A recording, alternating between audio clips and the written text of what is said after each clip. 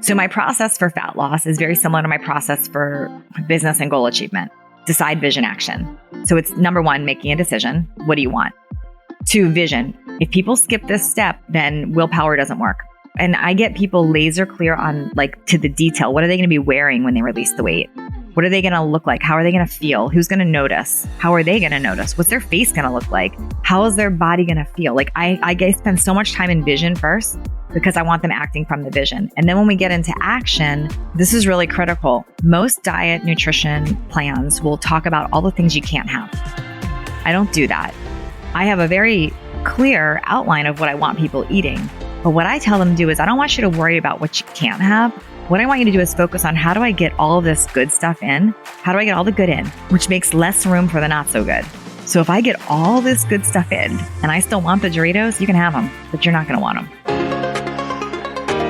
This is Impact, the podcast where we explore entrepreneurship, mindset, and health to provide you with the ingredients for an unregrettable version of your life story.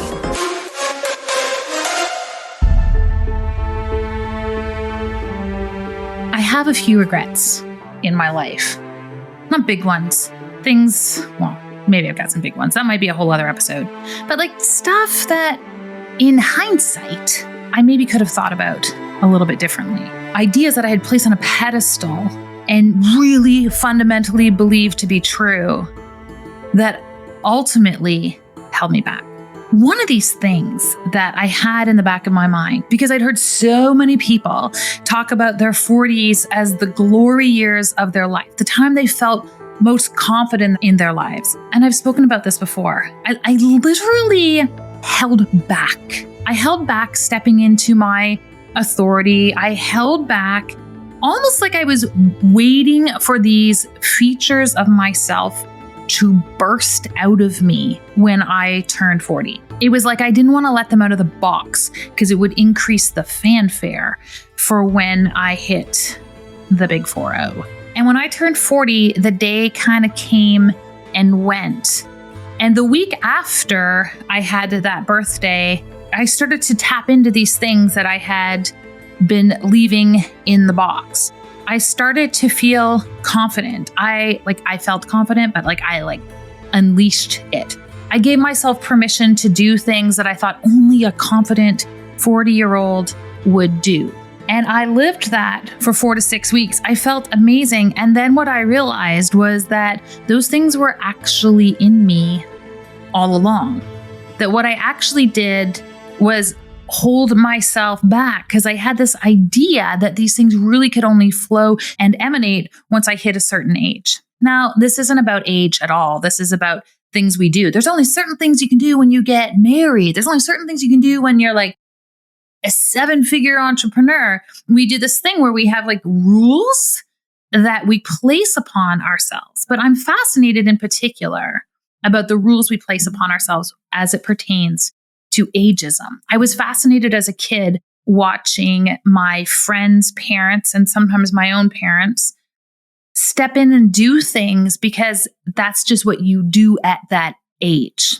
And I became fascinated in particular around this idea when I turned 40, realizing that I had placed limitations and expectations on an age. And I made the decision not to let that happen again. In fact, I made the decision that I kind of needed to make up for lost time. And so when I had the opportunity to meet my guest today, Natalie Jill, I was so excited to learn that she was 50 years old. Now, I say that because when I encountered Natalie for the first time, I leaned over to someone. I'm like, who is this hyper fit, energetic woman who just walked into the room? And I shared this story in the podcast today. And oh, that's Natalie Jill. How do you not know her? And one of the things I need Natalie and everyone to know is I treated TV hosts and movie stars and politicians, and they come in my office and I'd be like, hi, what do you do for a living?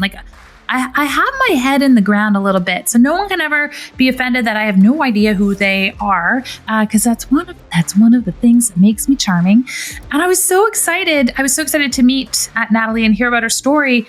And then she was talking about something to do with her age. And she's like, oh, well, I'm 50. And I was like, no, come again, like for real. She's like, no, I'm like 50 years old doing handstands at the gym and like bench pressing 4 times my weight and like doing cool things that I hadn't put in the box at that age. In fact, as I spend more time with remarkable women, I realize more and more how irrelevant age really is. And my conversation with Natalie today, as an accomplished entrepreneur, as an accomplished spokesperson for fitness and healthy lifestyles, as someone who has worked with over 250,000 women around the world tap into a state of health and confidence that they never thought possible, as I hang out and have the opportunity to connect with women like Natalie and other women in my mastermind groups and women who are breaking down barriers, I realized that the common feature of all of them is that they had dropped what Natalie calls their fat, falsely assumed truths. And that's really what we unpack in today's episode. How do we construct these truths to start with? And what is the process to systematically dismantle them? Dismantle them so that we can step into our own state of truth and potential and vision right now, so that we can step beyond our circumstances, so we can leave behind the limitation of assumptions that we have created or have been handed to us by those around us. This is a super powerful interview for entrepreneurs, for women, and for visionaries alike. I'm super excited to introduce you to the one and only Natalie Jill. Natalie Jill, welcome to Impact. Thanks for having me. I had the chance to meet you last year and had been following along on your journey, and so many things struck me about you, but most importantly, it was this energy and this sort of vivacious, like leaning into life. And then you were having this conversation with someone in passing. You're like, oh, I'm like 50 years old. And I'm sure I interjected rudely. And I was like, come again. And you shared with me a little bit more about your story. And I'd love for you to share that with my audience, because I mean, you're helping women on so many different levels, with their health, with their mindset, with their business. But, when I looked at your description of what you're doing, you're like, I help women sort of redefine themselves, redefine what it means to age, redefine like how we are supposed to be as we age. And you embody that in such a miraculous way. And you're probably like, that's how we should be, Megan. But it was just so refreshing. I loved every second of it. So with that introduction and with that context, can you share with everyone a little bit about your story? Why do you care so much about this in such a good way? It's funny, whenever someone says, can you share your story? I think, which story? Because I feel like my life has been a series of stories and redefining. And I honestly think one of the things that creates depression and stuckness, if that's a word, or boredom in life, or comparison problems, is this idea that we have to somehow stay the same, honestly. Like we might be in one role or defined as one role. And as soon as life takes a turn and we're not in that role anymore, we start questioning, like, what's wrong? Take age, for example, because you started with that. I am 50 years old, and it's so interesting being 50 and seeing what the world wants us to believe at 50. This whole comparison to 30-year-olds, or that we're washed up at 50, and that aging is kind of something that needs to sort of go away. I mean, and somebody listening might say, well, I don't experience that, but I'm telling you, most of the world does. You see that on media. You see that many places. So it's up to us to constantly be redefining what things have to mean. So I believe as things happen to us in our lives, they're truly happening for us. And we have an opportunity to really look and redefine and decide what we want to create from that. So when you ask about my story, I'll take you back, 15 years. So 15 years ago, I was in corporate America. I would have defined myself as somebody who was a sales director in corporate America. I was married to my first husband at the time. I had a baby on the way. I had the 2 dogs. I had the white picket fence house. I had this life that I thought I wanted, meaning I went to college, check, got married, check, got pregnant, check, like all the things were checking off the list.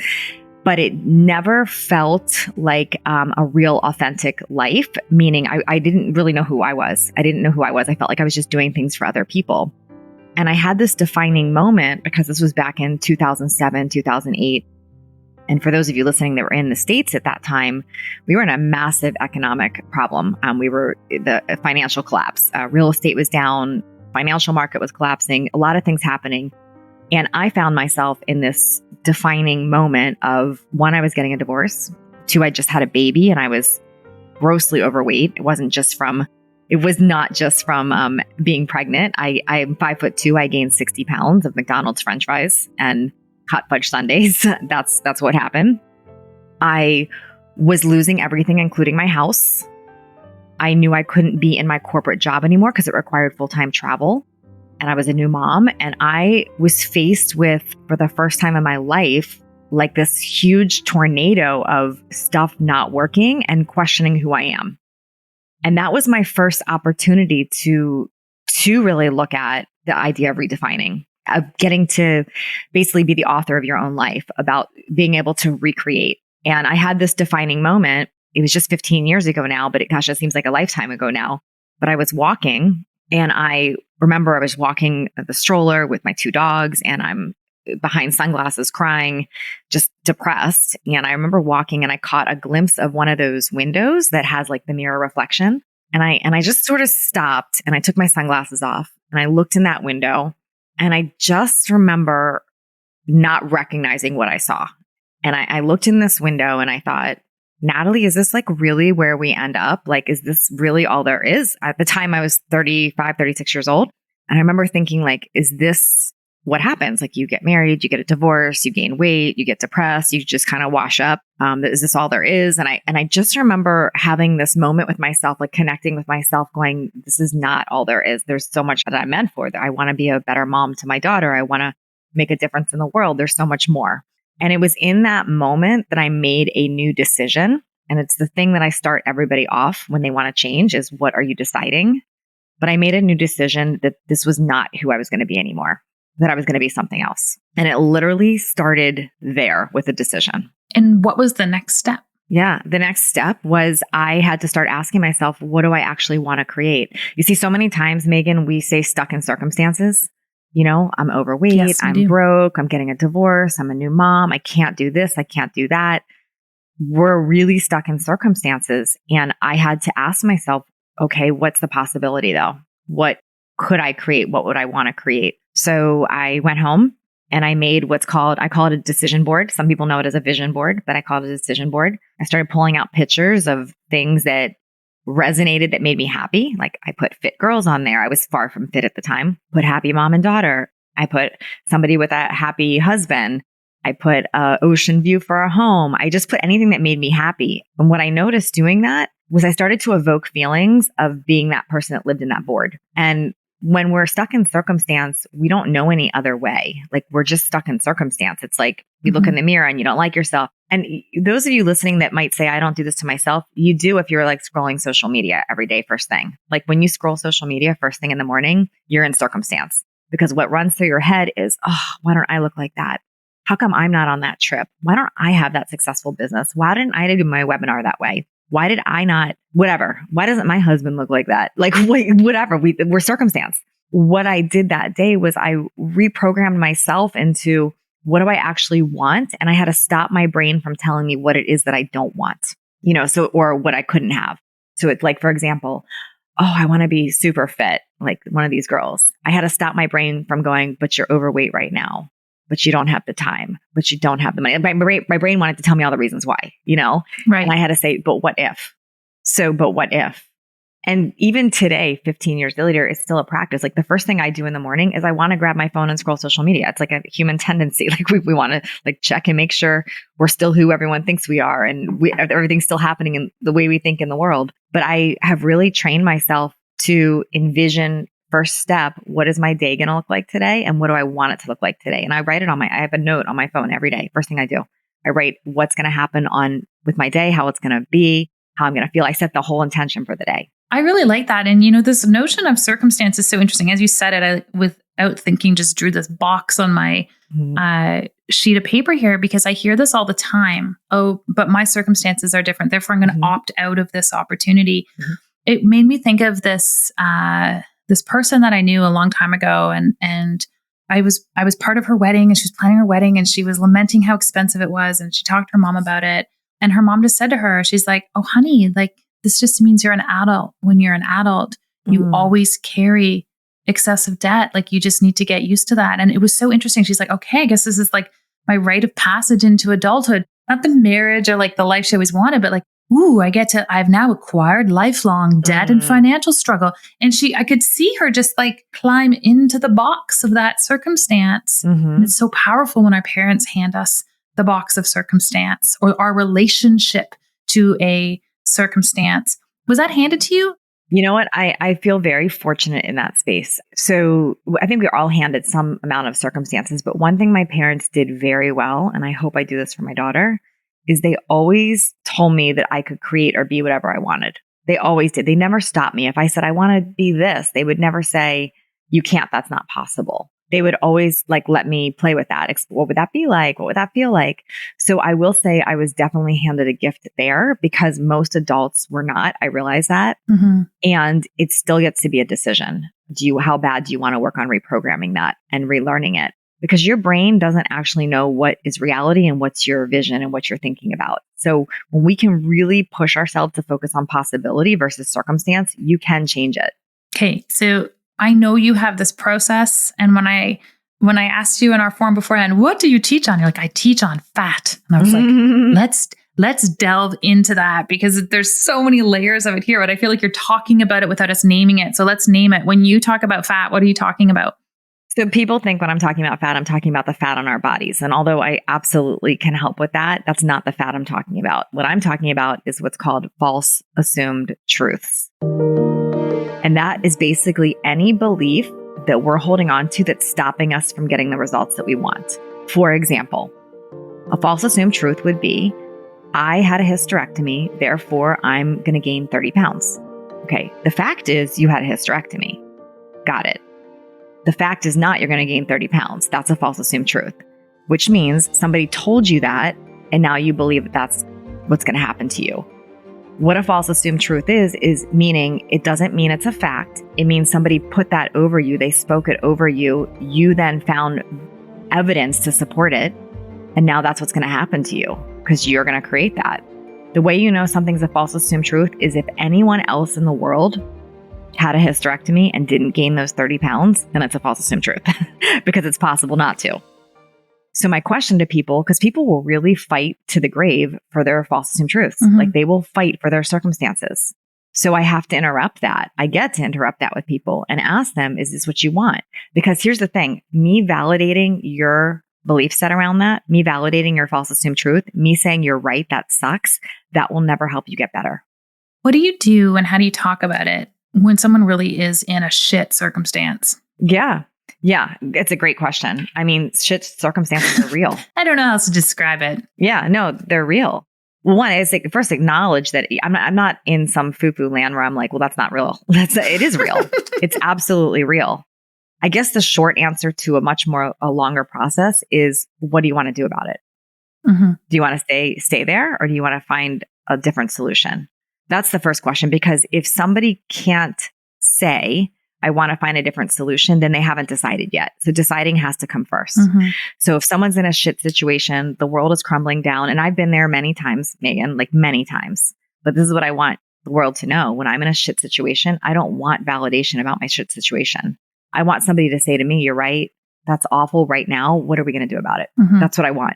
I don't want somebody to say, you're right, that sucks. Your life is over. That doesn't serve anybody.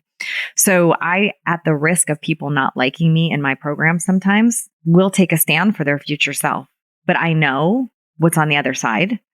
And when people will walk through that with me, they're always so happy because they are glad that somebody else saw the possibility in them. When you made that decision that you wanted something different for your life, that we weren't washed up and it was over, that I'm going to create whatever I want to create. What did those next steps look like? Like the dirty part too. Yeah. And I'll tell you a couple stories around that. But taking you back to that one story back then is when I decided that I was going to change, I would look at that decision board every day. And I would say, if I was the girl living in that board, what would I do? What would I eat? How would I move? What would I do? So I'd ask myself that every day, Natalie, if you're the girl living in that board, when I felt like eating Doritos, I would say, if you were the girl living in that board, what would you do? Would you eat Doritos? No, you would not. What would you do? Well, you'd go for a walk. You'd drink more water. You'd have a big salad with some chicken. Like that's what you would do. So I just started doing as if I was the girl living in that board. I started acting and working from my vision versus from my circumstances. And I had to remind myself all day long, every day to do this. Right. That was key, what you just said there. Like acting from your vision, not your circumstances. I didn't mean to interrupt you, but I wanted that type of space. Yes.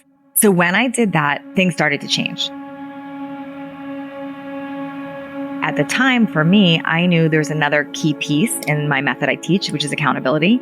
I had to have some type of accountability to someone, somewhere, and I didn't really have anyone to talk to about it. I had just moved from DC to California. I was getting a divorce. I didn't have a lot of people to talk to about this. So what I did is I went on Facebook, and at the time I had like 100 high school friends. There was not my big following that I have on Facebook now. It was just random like high school friends.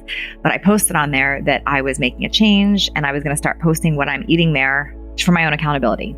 So I was like one of those original, this is what I ate posters, and I would put it on there. And as I did that and my body started to change, people started to follow along. And it became part of a journey that others could follow. And my whole business, my initial fat loss business was built from that, from people watching what I was creating. But you asked about the struggles and all that. There were so many struggles. For example, when I started getting fit again and I started getting my body back, I put another vision and a goal that I was going to be a fitness model. Now, at the time, I was in my 40s. Now, this is like I'm approaching 40, then I'm in my 40s. I'm like, I'm going to be a fitness model. My friends literally laughed at me. They laughed at me. like, you are not going to be a fitness model in your 40s. And let me just tell you, Megan, I was on 14 covers in my 40s, fitness magazine covers. And the last one being at age 48. So I think anything's possible for people. I do. I think anything, but I had to believe it. So I had people bringing me down all the time, but I still live this way today, Megan. I don't have anyone in my life that doesn't support my vision, period. End of story. And it's not a me decision. It's like an intuitive soul decision. It just is. Like, there's people that are not in my life anymore. If that's how they are, I don't need them in my space. I'm just super committed to what I want to create and supporting others about what they want to create. And there's just not room for that. Do you ever eat Doritos? No, I don't actually. One, because I'm celiac and I know that now. So I don't even know what they are. Do I eat perfect though? Absolutely not. I don't eat perfect, but I do base what I teach and what I eat on an unprocessed, natural, real food diet. And I feel the best when I do that. So if I'm going to have a treat, it's going to likely be a healthier treat. Like, you can get any type of cake, cookie, chip, whatever made from more natural ingredients. So that's probably what I would do. There's a different option. Yeah. Listen, I'm not going to lie. Last night I was like, I must find a bag of potato chips. Yeah. But that's fine. I would get them in coconut oil or avocado oil. Right. Not seed oil. Right. There's always a way to to shift that piece. I guess I wanted to move to that state of, I would find patients where we could not get them to step into the decision because there were certain things at that point in their evolution they were not willing to give up. Yes. So let me speak into that for a minute. So my process for fat loss is very similar to my process for business and goal achievement. Right. Decide, vision, action. So it's number one, making a decision. What do you want? 2, vision. If people skip this step, then willpower doesn't work. And I get people laser clear on to the detail. What are they going to be wearing when they release the weight? What are they going to look like? How are they going to feel? Who's going to notice? How are they going to notice? What's their face going to look like? How is their body going to feel? I spend so much time in vision first because I want them acting from the vision. And then when we get into action, this is really critical. Most diet nutrition plans will talk about all the things you can't have. Mm-hmm. I don't do that. I have a very clear outline of what I want people eating. But what I tell them to do is I don't want you to worry about what you can't have. What I want you to do is focus on how do I get all this good stuff in? How do I get all the good in? Which makes less room for the not so good. So if I get all this good stuff in and I still want the Doritos, you can have them, but you're not going to want them. No, you load the other things. You load the other things first. Yes. 100%. how did the action that you took in your life and acting on your vision board, how did that translate into business for you? Like you talked about being in corporate America, and then now you're an entrepreneur. And was that a natural transition for you, or was that just what had to happen to reach the vision? So I was still in corporate, but I took a demotion at the time because I couldn't travel full time with the newborn. And as I started sharing what I was doing and I was releasing weight, people started asking on Facebook. It started, these recipes look amazing. What are you doing? How are you doing this? So somebody gave me the idea. They said, why don't you make an ebook? I didn't even know what that meant. So I remember Googling ebook. And I took, at the time I had a BlackBerry phone. Remember those? Oh, I loved my I took BlackBerry. all my pictures that I've taken of my food, and I spent a weekend making a little like PDF of all my recipes. I went on Facebook and I said, I'm selling this recipe book for $10. I didn't know what an entrepreneur online business. I didn't have a sales page. I didn't know any of that. People would send me $10 on PayPal. I would be out running errands. I'd get a little email notification on my BlackBerry. Ding, $10 from Susan. And the red light would go off. Like, yep. Oh, BlackBerry. And I would write Susan back, hi, Susan, I'm out running errands, but as soon as I get home, I'm going to send you my PDF. I would get home and I would send her my PDF. And what happened was people loved the recipes. So then the next question from people, and I would sell like 3 or 4 a day. So I would make like $30, $40, which was awesome as a new a single mom that was trying to make ends meet. So, but then the next question was, how did you lose weight doing this? Like, how did you get your body like that doing this? So I sat down one weekend and I wrote out a detailed plan, which I called the 7-Day Jumpstart, which is now, by the way, a best-selling book in stores. It's been revised like 5 times now. But I sat down and initially it was a 12-page PDF. That was it, of exactly what I just shared with you. Decision, vision, how you do. Like I talked about how to make a vision board, how to eat. I gave a 7-day meal plan. And I shared that on Facebook for $35 without a sales page, without any of that.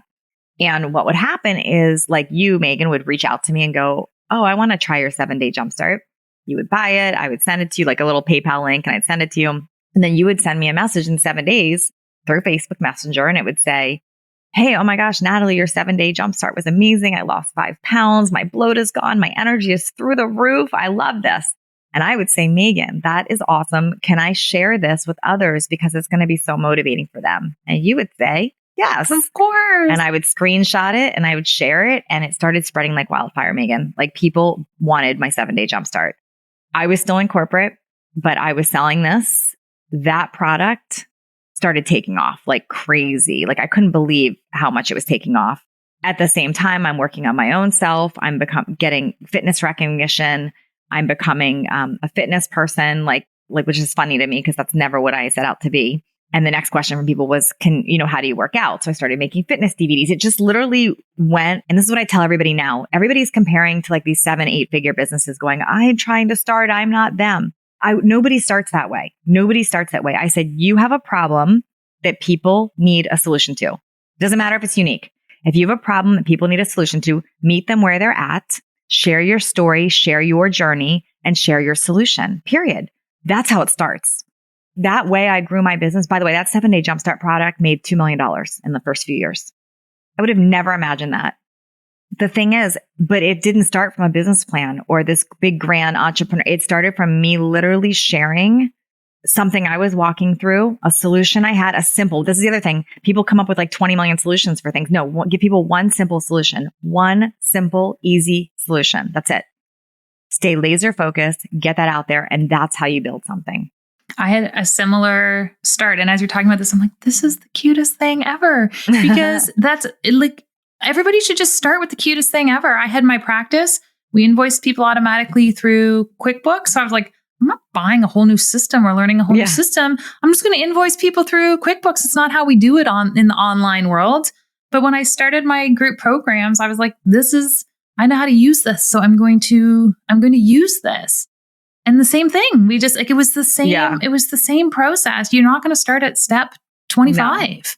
No. And it's funny because I remember people used to message me and say like, let me build you a sales page. And I thought it was so cheesy. I was like, no, I didn't have a sales page. It looked like a little Amazon link. It was just like, I wasn't into it. And it's funny because now, yes, I have all that. And what makes me sad sometimes is someone will look at my stuff and they think that's how they have to start. Mm-hmm. And I want them to know that that's not how you have to start. I didn't start that way at all. It wouldn't have made sense to start that way. But Natalie, you were one of the first 10 people on the internet It's different for me. People will say that, but there's always something that's like the internet. There's always something else. So Instagram wasn't a thing when I was there. TikTok certainly wasn't a thing. There's always another way. Podcasting wasn't. So yes, I might have been the first there, but look how many places we can go now. This is not there. How many billions of people need help with what? There's so many people. Like there's so many people my main business is fat loss. And I think people are like, oh, it's so competitive. But how many people? Yeah. You think it's competitive? How many people need to lose weight still? The obesity epidemic is very real. We don't have enough people helping with it. No, that's not true. What hasn't worked for you? Like what's been really hard, way harder than you thought it was going to be. Yeah. And not as easy as the vision. Forgetting what I'm sharing with you right now. Forgetting that and going into comparison mode and thinking I need these fancy consultants and these big high paid marketing companies. And I've wasted more time and money on people that thought they could do my business better than me, if that makes sense. I'm a full fan of delegating, but not my unique abilities. If you're listening and you're in business, your unique abilities, your unique strength, like for me, it's talking to my customer. It's sales, it's marketing, it's being the voice, it's creating content. That's my unique ability. I can't delegate that or that stuff gets lost. Stuff that I don't do well, those are the things I delegate. So when you have a business, you cannot delegate things you do well. I hear so many people say, I hate social media. I cringe it when they say that because social media is not a marketing platform. It's a people getting to know you platform. So you better not hate it. You better find a way to get your voice out there and heard. Mm-hmm. You don't have to do what all these people are telling you to do on social media. That doesn't matter. I'd rather somebody put one or two really on point pieces of content from their actual voice out there. Mm-hmm. Than hire somebody to do like 1 million posts a day that isn't their voice. Yeah, I agree with you. I agree with you on that piece. When you were growing your business and you were trying to find balance and you were a mom and doing all the things, I feel like there is a crunch time in the growth of your business where you're like, I can almost afford to delegate, but I can't quite afford to delegate. Great and question. I'm so out of balance. Yeah. What did that look like and how did you get out of there? Yeah. Okay. And I made a lot of mistakes along the way. So my answer now is from a much higher place. Like I can look down. Yeah. So I remember thinking I couldn't afford to delegate. And getting convinced to afford to delegate. And then it got to the point where I delegated so much, I had probably 17 people working for me. And I was working 20 times as hard. So now I was working to pay people. And I basically filled my initial fear that it would cost too much money to delegate. Okay. That was the wrong way to delegate. I had to really crash and burn to figure that out. There was a point our business was making almost $3 million and I had no profit, zero, zilch. So I felt like I was back in corporate working to pay people. I hated it. I had to crash and burn. I had to start over. What I know now is when you bring somebody on, you have to bring them on for the one thing, not your whole business. You pick one thing at a time and you pick something that's not your unique ability. I'm going to bring somebody on to be my executive assistant, to do scheduling and manage numbers, whatever. You pick one thing that's not your strength. The first job of someone you hire is to basically pay for themselves in the first few months. So what they're doing for you should basically pay for themselves. Now, where the breakdown happens is when you, don't hire somebody for things that you need to actually give away. You're hiring for unique ability because they'll never do it as good as you and you'll never be happy. That's number one. Number two, you have to train people really, really well. It's such a mistake. People bring people on and they don't train them. They just think they're supposed to be a mind reader and go. I did that many times to people. No, you have to really train them, test them, make sure. To give you an example, I just brought on a copywriter recently as we're recording this. And I used to think for years, first I handed out copywriting to all the wrong people and then lost my voice along the way. Then I had to take it all back and do it myself, which is not, my strength is writing, but my strength is not the one doing the emails and doing all that. So this time when I hired a copywriter with what I know, I really took the time to train him, meaning he interviewed me. We went through a series of things. He would write me big, long test emails. I would then edit and send it back to him as track changes. He would then we'd go back and forth. old me 10 years ago would have said he sucks. Like I just would have been like, he sucks. He doesn't get it. Now I'm like, no, he gets it. He's listening. He's learning. And now it's almost to the point where I can almost set him free and not even worry about me reviewing him. But it took some serious time to go back and forth with that. It's funny. It's like the number one question I get is how do I hire that next person? Because it's always at those ceilings of complexity while you're trying to expand what it is that you do. And I used to be a terrible hirer. I'd hire people who needed help. Like I can't tell you how many like single moms with zero skills I hired. And I was like, we're going to figure this out together. Nope. And you got to hire people one thing at a time and test them and train them and nurture them. And it can't be this. I can't say this enough. You cannot hire out for your unique ability. You can't do it. If your strength is XYZ, that's where you got to focus your time. That's what builds your business. That's what moves it forward. You then hire people to support other things so you can do that. Like if your first hire needs to be someone to do your house chores and your groceries so you can focus, then do that. If your next hire needs to be somebody to manage your email so you can focus, then do that. You got to start with those things. Yeah. And it's interesting because I had this deal with myself when I was burnt out the first time. And I said, I've told the story before, but I was in my clinic and it was like 11 o'clock at night and I had this rule, I'm not going home until I'm done my charts. But I had all this other stuff and I printed off a diet diary that I used for my patients and I recorded everything I did for a week, everything, like from packing my kids' lunch to folding laundry to charting to blah, blah, blah. And if it was something I had to do, it was in yellow. And if it was something somebody else could do, it was in pink. And I realized there were like 3 things that I had to do. And the rest of the page was in pink. I had almost 28 hours of pink happening in a given week. And so then I just started to theme it out. And that's how I hired my first person. And we've got a house manager at home who like manages the stuff in our house that has to get managed so we can all hang out in that unique ability. But it's that clarity, right? We have to create a system for clarity. It's clarity. And sometimes it is getting an interruption. Like I'm a huge fan of coaches and mentors for this reason. Like I have clients that come to me, and when they come to me, sometimes I'll feel intimidated by them. Like, what am I going to help them with? But what I'm able to do is navigate through what their blind spots are, they're not seeing, and help them figure out like, where are you needing to hire? Where are you needing some sales strategy? Like hiring a mentor or a coach can make a huge difference for people because that person is not attached to your circumstances and they're not attached to your feelings about it all. So it's a lot easier for somebody else to come in with a bird's eye view and help you with that. So if that's somebody's listening saying, I just don't even see how I can make the change, that you probably are ready for a mentor or coach to help you with that. How do you find your mentors or coaches? It's not typically somebody pitching me. I will say that. It's usually somebody that their messaging resonates with me.